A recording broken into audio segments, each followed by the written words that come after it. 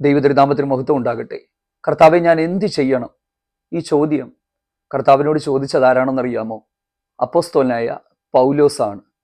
നമ്മുടെയൊക്കെ ജീവിതത്തിൻ്റെ അകത്ത് ചില സമയങ്ങളിൽ നമ്മളോട് മാത്രമുള്ള ദൈവത്തിൻ്റെ വ്യക്തിപരമായ ഇടപെടലുകളുണ്ട്. ഈ ഒരു മെസ്സേജ് മുഴുവനും കേട്ട് കഴിയുമ്പോൾ നിങ്ങൾക്കത് മനസ്സിലാകും. ആ വ്യക്തിപരമായ ദൈവശബ്ദത്തിന് മുൻപിൽ നമ്മൾക്കുണ്ടാകേണ്ടുന്ന കുറച്ച് പ്രതികരണങ്ങളുണ്ട്. അല്ലെങ്കിൽ അത് കേട്ടിട്ട് നമ്മൾ വെറുതെ ഇരിക്കുക എന്നുള്ളതല്ല, അതിൻ്റെ അകത്ത് നമ്മൾ പ്രതികരിക്കേണ്ട ഒരു രീതിയുണ്ട്, നമ്മൾ ചെയ്യേണ്ടുന്ന കുറച്ച് കാര്യങ്ങളുണ്ട്. അതുകൂടാതെ തന്നെ നമുക്കതിൻ്റെ അകത്തുണ്ടാകേണ്ടുന്ന കുറച്ച് തിരിച്ചറിവുകളുണ്ട്.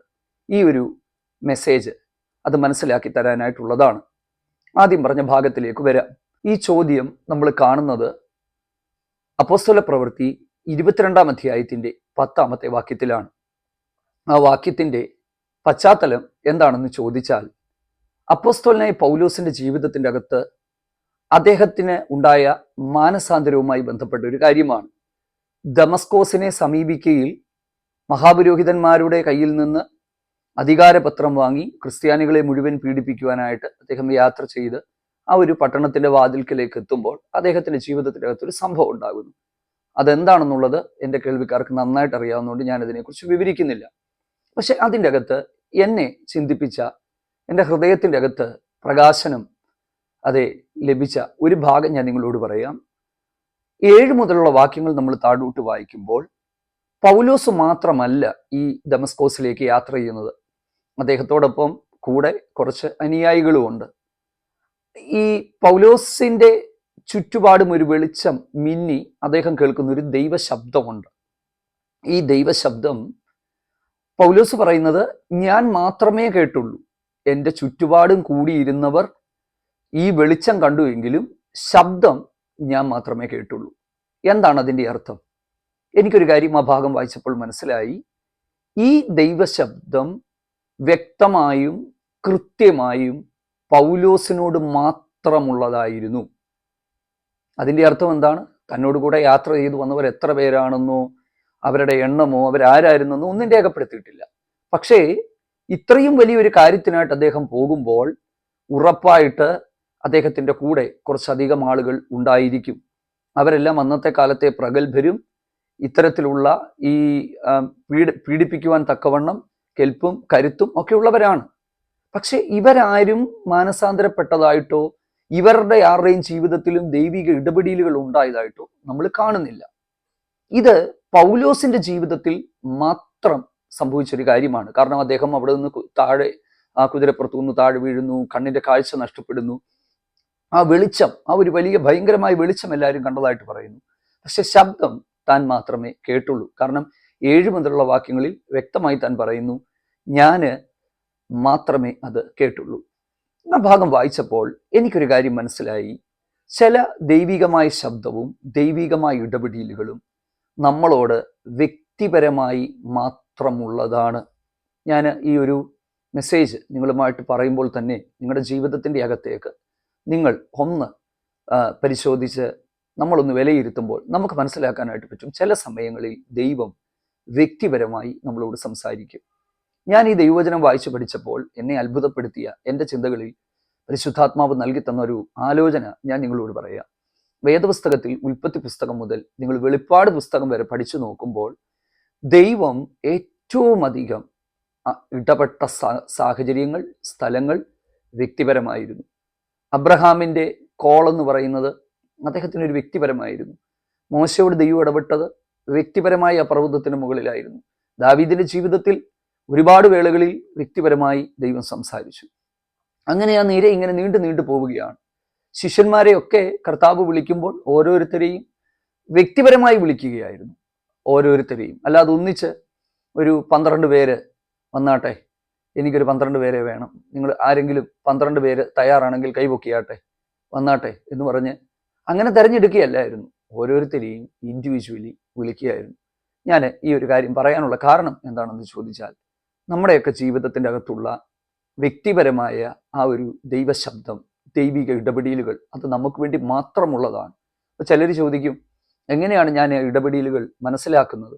ഒരു സ്വപ്നത്തിലൂടെയോ ദർശനത്തിലൂടെയോ ദൈവവചനത്തിലൂടെയോ ഒക്കെ കർത്താവ് നമ്മളോട് സംസാരിക്കുന്നത് നമ്മൾ ശ്രദ്ധിച്ചാൽ നമുക്ക് മനസ്സിലാക്കാനായിട്ട് പറ്റും.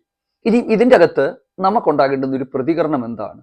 നമ്മൾ ഈ പല സമയങ്ങളിലും ഇതൊക്കെ കേൾക്കുമെങ്കിലും, അല്ലെങ്കിൽ ഈ വചനം പോലും നമ്മൾ കേൾക്കുന്നുവെങ്കിലും നമ്മളിത് കേട്ടിട്ട് കളഞ്ഞ് അല്ലെങ്കിൽ വിട്ടുപോവുകയാണ്. പക്ഷേ ഈ അപ്പോസ്തല പ്രവൃത്തി 22-ാം അധ്യായത്തിന്റെ 10-ാമത്തെ വാക്യത്തിൽ അപ്പോസ്തലനായ പൗലോസിന്റെ വാക്കുകൾ എന്താണെന്ന് അറിയാമോ?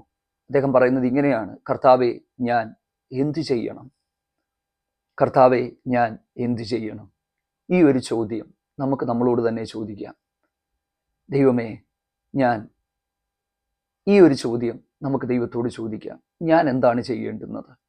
നമുക്ക് ചെയ്യാൻ അറിയാൻ പറ്റാത്തത് കൊണ്ടല്ല, അദ്ദേഹം കഴിവില്ലാത്ത ആളായിട്ടല്ല, അദ്ദേഹത്തിന് പ്രാപ്തിയില്ലാത്ത ആളല്ല, എല്ലാ കാര്യവും ചെയ്യുവാൻ കഴിവുള്ള ഒരു മനുഷ്യനാണ് അദ്ദേഹം. അദ്ദേഹം ചോദിക്കുകയാണ്, ഞാൻ എന്താണ് ചെയ്യേണ്ടത്? അന്നേരം പറയുകയാണ്, നിന്നോട് ഞാൻ ചിലതെല്ലാം കൽപ്പിക്കാം, നീ ദമസ്കോസിലേക്ക് പോകുക. പിന്നീട് നമ്മൾ കാണുന്ന കാര്യം എന്ന് പറയുന്നത്, അദ്ദേഹം ഒരു വീട്ടിലേക്ക് അദ്ദേഹം പോവുകയാണ്. ആ സ്ഥലത്ത് പോയി 3 ദിവസം അദ്ദേഹം എന്ത് ചെയ്തു? വെറുതെ കാറ്റും കൊണ്ട് നടന്നെന്നല്ല, സോഫ സെറ്റ് കയറി ഇരുന്നെന്നല്ല, ദിവാനി കയറി കിടന്നുറങ്ങിയെന്നല്ല, 3 ദിവസം തിന്നാതെയും കുടിക്കാതെയും ഇരുന്നു എന്നാണ് എഴുതിയിരിക്കുന്നത്. എന്ന് പറഞ്ഞാൽ ശരിക്കും ഒരു ഫാസ്റ്റിംഗ് ആണ്. അത് മാത്രമാണോ? അല്ല. ഈ അനന്യാസ് എന്ന് പറയുന്ന വ്യക്തിയെ കർത്താവ് ദർശനത്തിൽ വിളിക്കുമ്പോൾ പറയുന്നൊരു കാര്യമുണ്ട്: അവൻ പ്രാർത്ഥിക്കുന്നു. അവൻ പ്രാർത്ഥിക്കുന്നു. അപ്പൊ അതിൻ്റെ അർത്ഥം എന്താ? കർത്താവിന് പറയാനുള്ളത് കേൾക്കാൻ ഉപവാസത്തിലും പ്രാർത്ഥനയിലും ദൈവസന്നിധിയിൽ താൻ ഇരുന്നു എന്നുള്ളതാണ്. ഇരുന്നപ്പോൾ തൻ്റെ അരികിലേക്ക് ദൈവമയച്ച ആലോചനയുമായി ഒരു വ്യക്തി വരികയാണ്. അദ്ദേഹത്തിന് കാഴ്ച കിട്ടുന്നു, സൗഖ്യമുണ്ടാകുന്നു, സ്നാനപ്പെടുന്നു. പിന്നീട് താൻ അവിടെ മുതൽ അടുത്ത ഒരു ശുശ്രൂഷയുടെ നെക്സ്റ്റ് ലെവലിലേക്ക് താൻ പോവുകയാണ്. അപ്പൊ എന്ത് മനസ്സിലായി? കർത്താവെ, ഞാൻ എന്ത് ചെയ്യണമെന്ന് ചോദിച്ചിട്ട് പോയി എന്തും ചെയ്യുകയല്ല. നമ്മൾ പല സമയത്തും ചോദിക്കും, ഞാൻ എന്താ ചെയ്യേണ്ടത്? ഞാൻ എന്താ ചെയ്യേണ്ടുന്നത്? ഞാൻ എന്താണ് ചെയ്യേണ്ടുന്നത്? അത്രയും പറഞ്ഞിട്ട് നമ്മൾ ഇരിക്കുകയാണ്. പക്ഷേ നമ്മൾ എന്ത് ചെയ്യുന്നു എന്ന് ദൈവത്തോട് നാം എന്ത് ചെയ്യണമെന്ന് ദൈവത്തോട് ചോദിക്കുന്നതിനോടൊപ്പം തന്നെ ദൈവത്തിന് പറയാനുള്ളത് കേൾക്കാൻ ദൈവസന്നിധിയിൽ മാറിയിരിക്കുക, ദൈവസന്നിധിയിൽ ഏൽപ്പിച്ചു കൊടുക്കുക എന്നുള്ളതാണ്. ആ സമയങ്ങൾ അവിടുന്ന് നമ്മളോട് സംസാരിക്കും. അപ്പം ഞാൻ പറഞ്ഞു, ചില ദൈവിക ഇടപെടലുകൾ വ്യക്തിപരമായി നമുക്ക് വേണ്ടി മാത്രമുള്ളതാണ്. ഞാൻ ഈ ഭാഗവുമായിട്ട് ബന്ധപ്പെട്ട് 2 കാര്യങ്ങൾ കൂടി നിങ്ങളുമായിട്ട് പങ്കുവെക്കുവാനായിട്ട് ആഗ്രഹിക്കുകയാണ്. അതിലൊന്ന് ഏലിയാവിന്റെ ജീവിതത്തിൽ നടന്നൊരു കാര്യമാണ്. ഏലിയാവിന് രാവിലെയും വൈകുന്നേരവും കെരീത്ത് തോടിന്റെ കരയിൽ ഇരിക്കുമ്പോൾ അപ്പവും ഇറച്ചിയും കാക്ക കൊണ്ടുവന്ന് കൊടുത്തു എന്നാണ് എഴുതിയിരിക്കുന്നത്. എത്ര പാട്ടുകളാണ് ഇല്ലേ നമ്മൾ ഇന്ന് ഈ ഒരു കാലഘട്ടത്തിൽ കേൾക്കുന്നത്. ആ പാട്ടുകളൊക്കെ പാടി നമ്മൾ ആരാധിക്കും ഇല്ലേ? ഏലിയാവിന് കാക്കയെ കൊണ്ട് പുലർത്തിയ ദൈവം ഇന്നും പുലർത്താൻ ശക്തനാണ്. നല്ലതാണ്.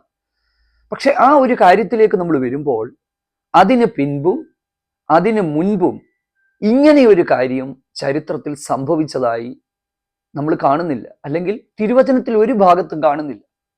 അപ്പൊ അത് ഏലിയാവിന് വേണ്ടി മാത്രമുള്ള ചില ദൈവിക ഇടപെടലുകളായിരുന്നു. അതാണ് ഞാൻ പറഞ്ഞത്, ചില ദൈവിക ഇടപെടലുകൾ നമുക്ക് വേണ്ടി മാത്രമുള്ളവയാണ്. അതിനൊക്കെ നമ്മൾ ദൈവസന്നിധിയിൽ നന്ദി പറയേണ്ടതായിട്ടുണ്ട്. പക്ഷെ അതിനോട് ചേർന്ന് നമ്മൾ മനസ്സിലാക്കേണ്ട ഒരു കാര്യം, ഏലിയാവിന് കാക്കയോടെ പുലർത്തിയെങ്കിൽ നമ്മളെയും പുലർത്തുമെന്ന് പാടുമ്പോഴും ഒരു കാര്യം മറക്കരുത്, യഹോവയുടെ വചനപ്രകാരമാണ് ഏലിയാവ് ആ കെരീത്ത് തോട്ടിൽ പോയി ഒളിച്ചത്. കാരണം ദൈവം ഓൾറെഡി ഏലിയാവിനോട് പറഞ്ഞു കഴിഞ്ഞു, നിന്നെ പുലർത്തേണ്ടതിന് ഞാൻ ഒരു കാക്കയോട് കൽപ്പിച്ചിരിക്കുന്നു, നീ ഇന്ന സ്ഥലത്ത് പോയി ഒളിച്ചിരിക്കുക. ദൈവം പറയുന്നത് കേട്ട് അതിനനുസരിച്ച് ചുവടുകൾ വെച്ചപ്പോഴാണ് ഏലിയാവിന്റെ ജീവിതത്തിൽ ഈ കാര്യങ്ങൾ നടന്നത്. അപ്പൊ ഞാൻ പറയട്ടെ, ദൈവശബ്ദം കേട്ട് നമ്മൾ ചുവടുകൾ വെച്ച് യാത്ര ചെയ്ത് പോകുമ്പോൾ ദൈവത്തിന്റെ കരുതലുകൾ ആ മേഖലകളിലെല്ലാം വെളിപ്പെട്ടു വരും. ഏലിയാവിനെ കുറിച്ച് പ്രസംഗിക്കാനും ഏലിയാവിനെ കുറിച്ച് പാടാനും കാക്ക വന്നതിനെ കുറിച്ച് പറയാനും ഒക്കെ നല്ല രസമാണ്. പക്ഷെ ഞാൻ ഏലിയാവിന്റെ ജീവിതം പലതവണ ധ്യാനിച്ചിട്ടുണ്ട്. എന്നെ അത്ഭുതപ്പെടുത്തിയ ഒരു കാര്യം ഞാൻ നിങ്ങളോട് പറയാം. ഏലിയാവിന്റെ ആത്മീക ശുശ്രൂഷയിലും ജീവിതയാത്രയിലും മിക്ക സമയങ്ങളിലും അദ്ദേഹം തനിച്ചായിരുന്നു. നിങ്ങൾ ആ മനുഷ്യന്റെ ജീവിതം മുഴുവനും ഒന്ന് പഠിച്ചേ. ഞാൻ എന്താ പറയുന്നത്, അദ്ദേഹത്തിന്റെ ജീവിതത്തിലൂടെ യാത്ര ചെയ്തപ്പോൾ എത്രയോ മൈലുകൾ, എത്രയോ കിലോമീറ്ററുകൾ അദ്ദേഹം തനിച്ച് യാത്ര ചെയ്തു. കൂടെ പ്രാർത്ഥിക്കാൻ, കൂടെ സഹായിക്കാൻ എന്താ പറയുന്നത്, ആരുമില്ലാതിരിക്കുമ്പോൾ കെരീത്തുതോട്, വിധവയുടെ വീട്, ആഹാബിന്റെ വെല്ലുവിളികൾ, കിലോമീറ്റർ നടത്തം, യാത്ര പറയാൻ എളുപ്പമാണ്. പക്ഷേ അദ്ദേഹത്തിൻ്റെ യാത്രകളിൽ മിക്ക സമയത്തും അദ്ദേഹം തനിച്ചായിരുന്നു. സത്യസന്ധമായി ഞാൻ നിങ്ങളോട് പറയാം, നമ്മുടെ ആത്മീക ജീവിതത്തിൻ്റെ യാത്രകളിൽ പല വേളകളിലും നമ്മൾ തനിച്ചാണ്. അത് വേദന തോന്നുന്നതാണോ? പക്ഷെ ആ വേദനയ്ക്കകത്ത് ഒരു സുഖമുണ്ട്. പൗലോസിന്റെ ജീവിതത്തിലേക്ക് വരുമ്പോഴും നമുക്കിത് കാണാൻ പറ്റും. ഏറ്റവും ഒടുവിൽ അദ്ദേഹം തനികയായിരുന്നു. എൻ്റെ പ്രിയപ്പെട്ടവരെ, വളരെ സ്നേഹത്തോടെ ഈ തിരുവചന സന്ദേശത്തിൻ്റെ അകത്തു നിന്നുകൊണ്ട് ദൈവാത്മാവിൽ നിങ്ങളോട് പറയാം, യഥാർത്ഥമായ ഒരു ആത്മീക ജീവിതത്തിലാണ് നമ്മളെങ്കിൽ മിക്ക സമയങ്ങളിലും നമ്മൾ തനിച്ചായിരിക്കും. ലോകം നമ്മളെ അംഗീകരിച്ചെന്നും ലോകം നമ്മുടെ വാക്കുകൾക്ക് വില കൽപ്പിച്ചെന്നും വരണമെന്നില്ല. ഈ 22-ാം അധ്യായം അപ്പോസ്തല പ്രവർത്തികൾ 22-ാം അധ്യായത്തിലെ പൗലോസിന്റെ ഈ വാക്കുകൾ നമ്മൾ ധ്യാനിക്കുമ്പോൾ, നമ്മൾ പഠിക്കുമ്പോൾ എത്ര ആത്മാർത്ഥമായി, എത്ര ശക്തമായാണ് എബ്രായ ഭാഷയിൽ അവിടെ കൂടി നിന്ന സഹസ്രാധിപന്മാരോടും മറ്റ് ജനതയോടും ഇദ്ദേഹം ദൈവം നടത്തിയ വഴികളെക്കുറിച്ച് പറയുന്നത്. പക്ഷേ ആ 22-ാം അധ്യായത്തിന്റെ ഏറ്റവും ഒടുവിലത്തെ ഭാഗത്തിലേക്ക് നമ്മൾ വരുമ്പോൾ നമുക്ക് കാണാൻ പറ്റുന്നത്, ഇത്രയും ചങ്ക് തുറന്ന് വെട്ടിപ്പൊളിച്ച് ദൈവം നടത്തിയ വഴികളെക്കുറിച്ച് ഈ മനുഷ്യൻ അവിടെ പറഞ്ഞിട്ടും കേട്ടവരെന്താ ചെയ്തതെന്നറിയാമോ? വസ്ത്രം കീറി, പൂഴി വാരി എറിഞ്ഞു. ഇങ്ങനെയുള്ളവനെ കൊന്നുകള, ഇവനെ ഇനിയും ജീവിക്കാൻ അനുവദിക്കരുത് എന്ന് പറഞ്ഞ് കൂകിക്കൊണ്ട്, ആരവാരവങ്ങൾ ഉയർത്തിക്കൊണ്ട്, പൗലോസിനെ കയ്യിൽ കിട്ടിയാൽ പിച്ചി ചീന്തുന്ന ആ ഒരു എന്താ പറയുന്നത്, ഒരു വാശിയോടെ, വൈരാഗ്യത്തോടെ പാഞ്ഞു വരുന്ന ഒരു കൂട്ടത്തെ നമുക്കവിടെ കാണാനായിട്ട് പറ്റും. അപ്പൊ എനിക്കൊരു കാര്യം മനസ്സിലായി, സത്യസന്ധമായി നമ്മൾ ആത്മീയ ശുശ്രൂഷകൾ ചെയ്യുമ്പോൾ, ആത്മീയ കാര്യങ്ങൾ പോകുമ്പോൾ പല സ്ഥലങ്ങളിലും നമ്മൾ ഒറ്റപ്പെടാൻ സാധ്യതയുണ്ട്. ലോകം അർഹമായ പരിഗണന തന്നില്ലെന്ന് വരും. പക്ഷേ വിളിച്ച ദൈവം വിശ്വസ്തനാണ്. കേട്ട ദൈവശബ്ദം അന്ത്യത്തോളം നമ്മളെ പിടിച്ചു നിർത്തുന്നതാണ്. ദാവീദിന്റെ ജീവിതത്തിലേക്ക് വരുമ്പോൾ നമുക്കറിയാം, വനാന്തരത്തിൽ നിന്ന് ആടിനെ മേയിച്ചുകൊണ്ട് താൻ പൊയ്ക്കൊണ്ടിരുന്ന സ്ഥലങ്ങളിൽ നിന്ന് തന്നെ ദൈവം ആ ഒരു രാജകീയ അഭിഷേകം നൽകുവാനായിട്ട് വിളിച്ചുകൊണ്ട് വരുമ്പോൾ ആ ഇടപെടലുകൾ തനിക്ക് വേണ്ടി മാത്രമുള്ളതായിരുന്നു. കാരണം ശമൂവേൽ എന്ന് പറയുന്ന പ്രവാചകൻ ഈ ഇശായിയുടെ ഭവനത്തിലേക്ക് വരുമ്പോൾ ശമൂവേലിന് പോലും അറിയില്ലായിരുന്നു ആരാണ് അടുത്ത രാജാവ് എന്നുള്ളത്. ഓരോ മക്കളെയും വിളിച്ച് മാറ്റി നിർത്തി ഓരോരുത്തരും ഇവനാണോ ഇവനാണോ ഇവനാണോ എന്ന് ശമൂവേൽ ചിന്തിച്ചുകൊണ്ടിരിക്കുന്ന സമയത്ത് അന്നേരം ഒന്നും ഈ പറയുന്ന സാഹചര്യങ്ങളിൽ ദാവീദില്ല. പക്ഷേ ദൈവം ശമൂവേലിനെ അവിടെ അയച്ചത്, ദൈവം ഈ കാര്യങ്ങളെല്ലാം ചെയ്തത് ഒരൊറ്റ വ്യക്തിയെ മാത്രമായിരുന്നു. ഒരൊറ്റ വ്യക്തിയെ ലക്ഷ്യം വെച്ച് മാത്രമായിരുന്നു, ദാവീദ്. അദ്ദേഹം ആ സീനിൽ ഇല്ലായിരുന്നെങ്കിൽ പോലും കാരുണ്യവാനായ ദൈവം അദ്ദേഹത്തെ വിളിച്ചു വരുത്തി അഭിഷേകം ചെയ്ത് ആ ഒരു രാജസ്ഥാനത്തേക്ക് കയറ്റിവിട്ടതുപോലെ ചില ദൈവിക ഇടപെടലുകൾ നമ്മുടെ ജീവിതത്തിൻ്റെ അകത്ത് വ്യക്തിപരമായി ഉള്ളതാണ്. അപ്പോൾ ആ വ്യക്തിപരമായുള്ള ദൈവിക ഇടപെടലുകളിൽ നമ്മൾക്കുണ്ടാകേണ്ടുന്ന ഒരു പ്രതികരണമാണ് ദൈവസന്നിധിയിൽ നമ്മൾ ഇരിക്കുക, ദൈവം പറയുന്നത് നമ്മൾ കേൾക്കാൻ തയ്യാറാകുക.